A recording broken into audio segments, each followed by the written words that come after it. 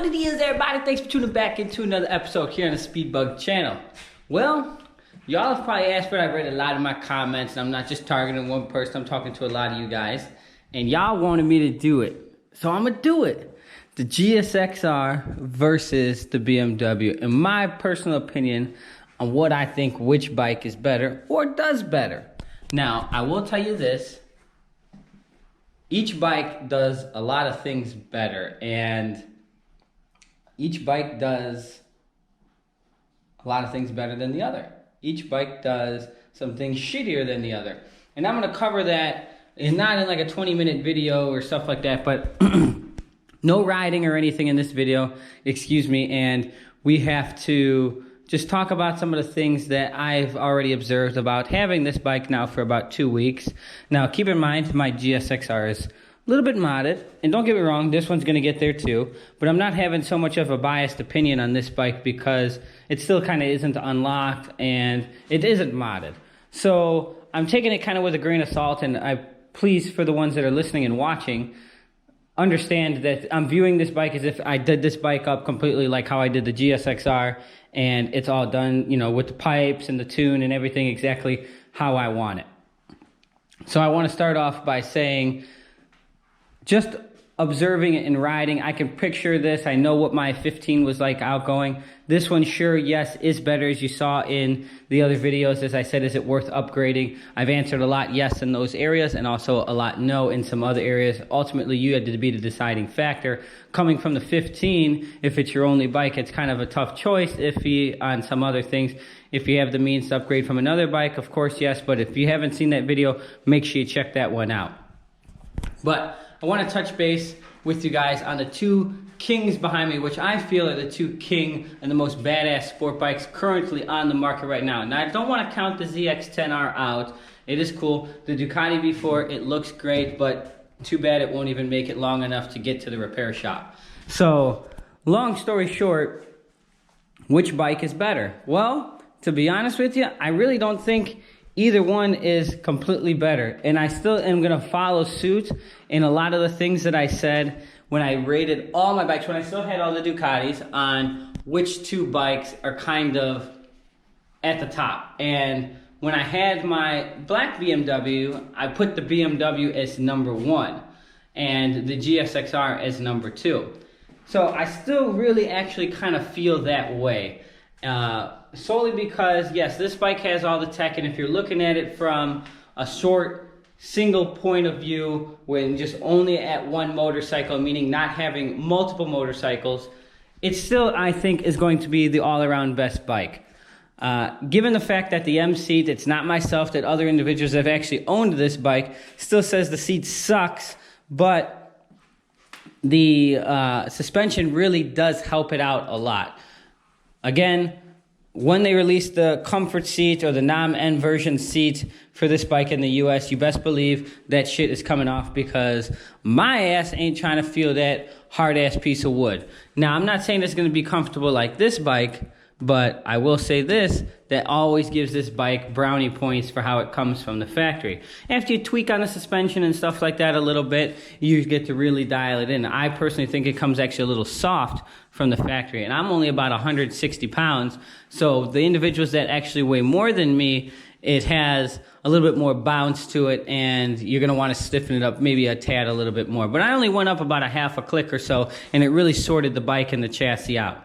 Obviously, you really don't do that much on this bike. It's all electronic, but you can do that all through the controls. Now, let's talk about why I think the Gsxr is actually better than the new BMW. Let's start off first by the price. As I said in the last one, this is what kills this bike, and that is the price. You cannot get, in my opinion right now, a better all-around bike that's going to give you reliability, comfort, and performance, all the above and everything else. And there's 100 other things that that I'd like to list, but I don't want to start an argument. But let's just stick with those 3 things for the money. Now, the bike, I think, like MSRP for like retail is like $17,000 or something like that. But hell, if you shop around, you can get a really good deal. I've seen them in the 15s, 14s, 13s, and even 12s, and in the 11s. But I'm not going to tell you where. That's your job to do the due diligence and shop around. some people bitch about on the 17s and stuff like that, that the brakes are not so great. Well, the brakes, some people bitched about the same thing on the BMW. Again, unless you're always on the racetrack all the time, 100%, slamming on these things at 180 miles an hour on the street, you're probably never going to notice the difference between like Ducati V4 brakes versus some other traditional style brakes. Because where the hell are you going to be doing all that braking where you're going to need all that braking all the time on the street? And if you are doing it on the street, you're kind of a dumbass because the street is too unpredictable. Where the racetrack, you're in a more controlled environment. So this thing really kills it on the price. As I've mentioned before, the VVT, which is mechanical in this motorcycle, where it still is mechanical, but this is called shift cam. It actually has a separate lobe, where this one doesn't. It actually advances and retards the timing mechanically. This one kind of works more like Honda VTEC, where the cam actually shifts and gives you more lift and duration on the camshafts, where this one is, like I said, is a mechanical retard in advance. That just really makes the world of a difference by when you hit the throttle down low and that torque curve really stays so broad. And a lot of people fail to realize about how much horsepower and torque, how they actually go together so well. And you have to have one to have the other. And torque is so important because you see online, like, oh, this bike makes 200 horsepower.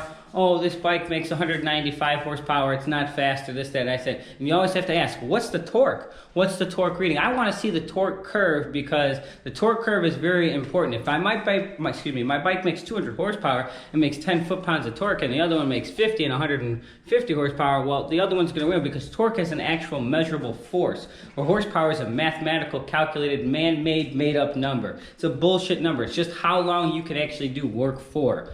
So the torque on this bike not only is like earth-shattering for what it is, meaning a 1000cc motorcycle, especially at this price point. Now, I know there's bikes out there that do make more torque, but again, it's not also about how much horsepower and torque you make, it's also about power delivery. And this bike, its power delivery is super efficient, it works super well, and Suzuki, it was what? 10 years on the last outgoing model, did a really badass job on bringing this bike up to date, which it badly needed. So on the street and stuff like that with the torque, I will tell you this, riding that bike, the only bike that's even ever compared close to it was probably the V4, and I know, and this bike still, torque-wise, pulled harder than the V4, at least also on my dyno graphs when I looked at that as well. So yes, the V4 made a little bit more horsepower, but this bike still, again, you really can't beat it for the price. Now that torque also makes it super fun to ride around on the street. Its downfall, well, you can see this tire as well. Look at that. And it eats the tire up like crazy when you want to play with torque. So no big deal. But when you want to clutch up or no clutch, I mean, hell, I can do clutchless wheelies second. You know, if I'm at the right RPM, clutchless wheelies, even third gear on this bike with a clutch, it's no problem. And ride this shit out to 150 miles an hour, no problem. Through the gears, torque, no problem, because it's just that much fun. It's that easier. Now, I will tell you this bike is definitely more fun to ride on the street than this bike.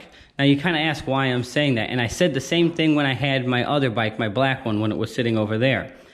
This bike is so refined, it's not that it's not fun to ride, you almost want to just act like an ass kind of on that bike. It's a hooligan. Now, not that this bike doesn't have the torque, and I've seen actually the unlocked dyno graphs of this bike with the torque. The torque curve is 100% better than the outgoing model, but still does not match that one.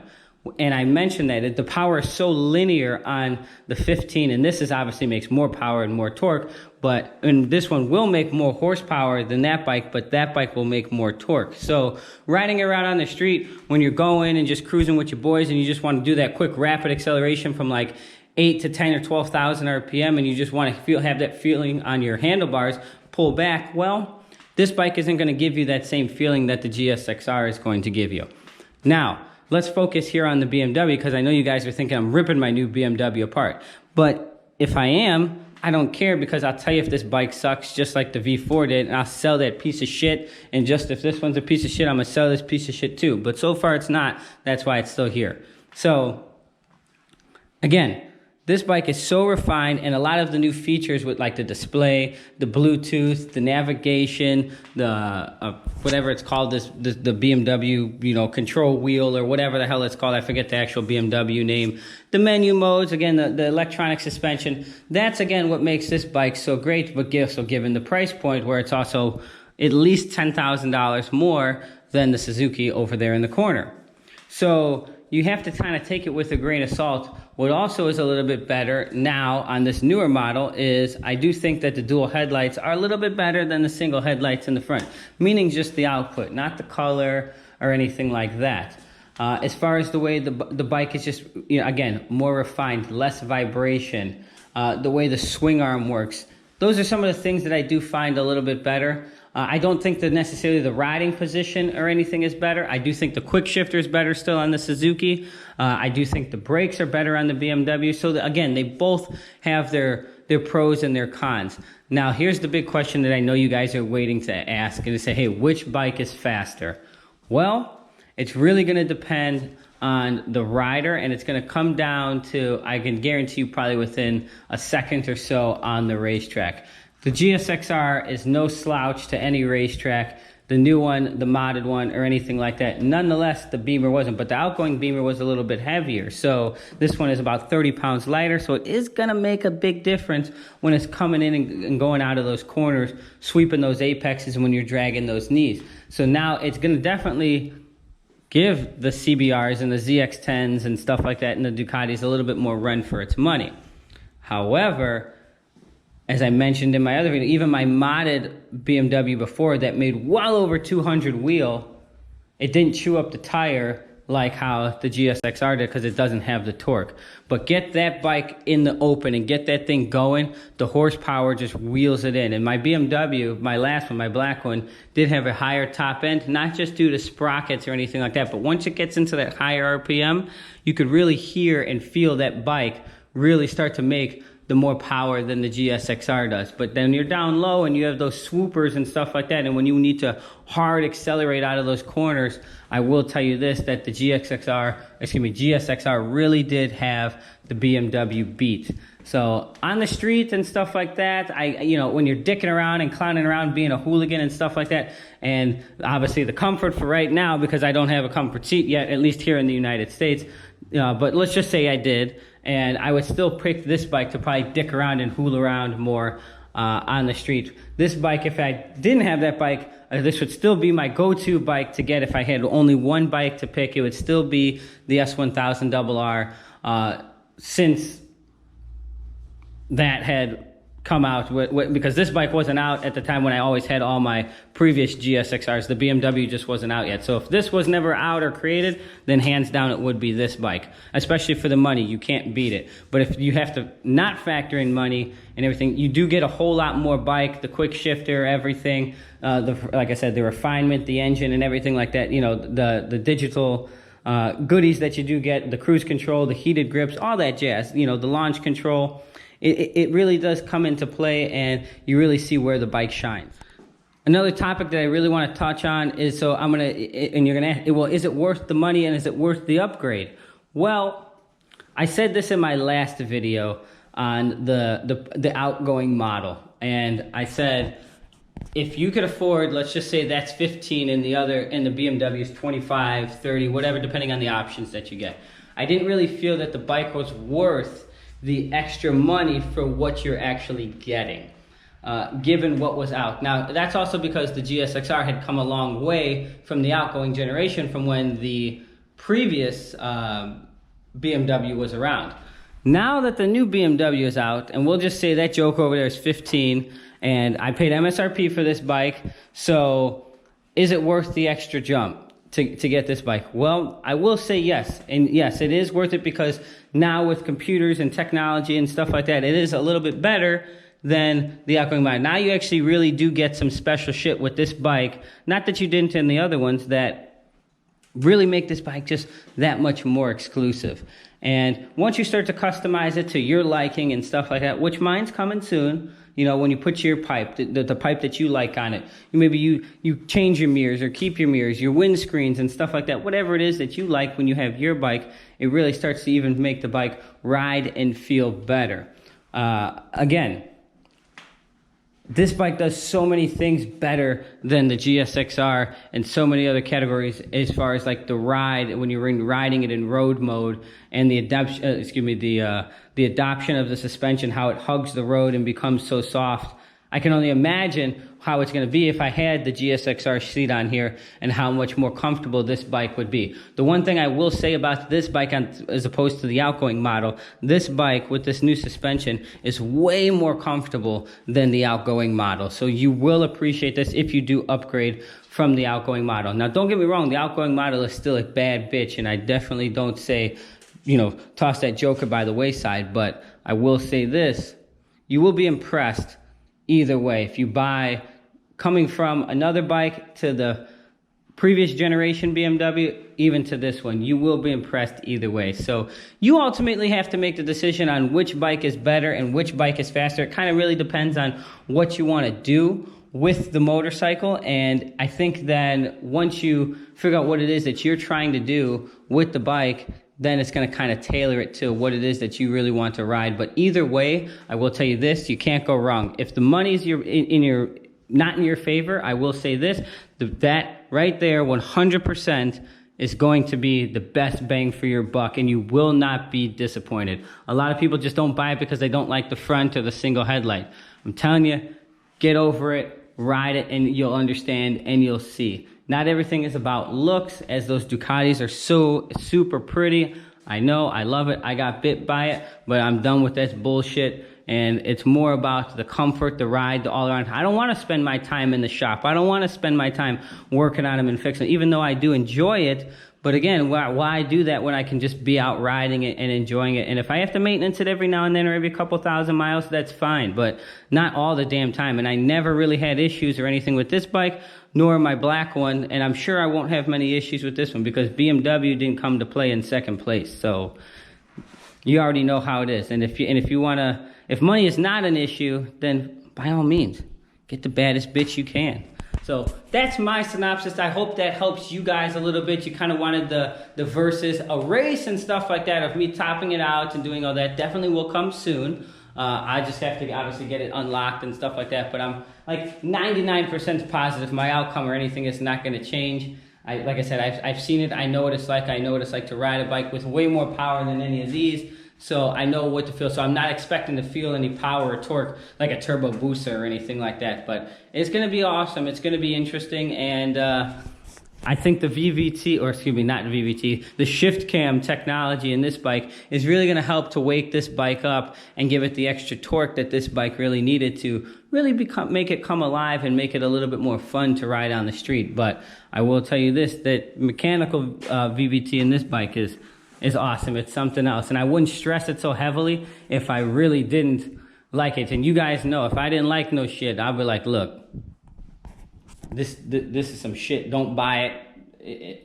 You're not going to be happy. So just because I'm happy with it, again, don't mean you're going to be happy. So also just get what you guys feel works best for you. And we're going to have some more videos of these bikes coming up, some more riding. It's actually raining outside right now still for like a freaking week straight, so I can't even go out and ride the new bike and give you guys any new riding footage. But don't worry, it's coming soon. And we'll see you for some more future updates and some more episodes here on the Speedbug channel. Facebook, Instagram, Speedbug, same name. Peace.